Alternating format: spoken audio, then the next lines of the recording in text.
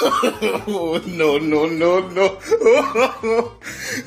আমার জীবনের দ্বিতীয় ভালোবাসা হচ্ছে আমার গল্পের বই। আমি কিছু টাকা জমালেই আগে দৌড়াই হচ্ছে বই কিনতে। তো সেরকমই স্বাধীনতা দিবস উপলক্ষে কলেজ স্ট্রিটে চলছিল এইরকমই ডিসকাউন্টে প্রচুর বই পাওয়া যাচ্ছিলো। তো আমি প্রচুর বই নিয়ে এসেছি।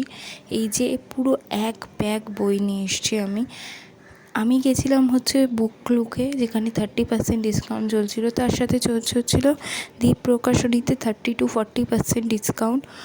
সবই কিন্তু নতুন বই, কোনোটাই পুরনো বই পাইনি আমি। তো এই যে আমি এতগুলো বই কিনেছি, প্রথমেই দেখা যাচ্ছে আমি বুক লুক থেকে কী কিনেছি। আর এর সাথেও কিন্তু বুক ফার্ম, দেজ, আরও অনেক জায়গায় চলছে ডিসকাউন্ট। কিন্তু যেহেতু আমি একা এসেছি, তো আমি এত বই নিয়ে আসতে পারতাম না। তো সেই হিসাবে আমি যতটা ক্যারি করতে পারবো ততটাই বই নিয়েছি। আর কলেজ স্ট্রিট গেলে তো ফুড স্কোয়ারে আমাদের খেতেই হবে, আমি তো ভীষণ ভালো লাগে ওখানে খাবার। তো এই যে আমি প্রচুর বই কিনেছি। এছাড়া প্রতি বছর স্বাধীনতা দিবস উপলক্ষে কিন্তু ওখানে প্রতি বছরই কলেজ স্ট্রিটে পুরনো বইয়ের মেলা বসে।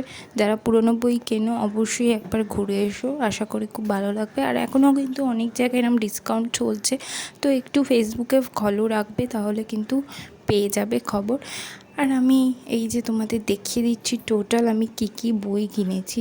আমি এতগুলো বই কিনেছি, আর তার মধ্যে অর্ধেক বই এখন পড়া হয়ে গেছে। তো এছাড়াও কিন্তু যখন আমি ভিডিও করেছিলাম তখন আমি এই বইটা পড়ছিলাম। এই আখিদা বইটা যারা পড়োনি তারা অবশ্যই ট্রাই করো, এটা খুব ভালো বই। টাটা, দেখা হবে নতুন একটা ব্লগে।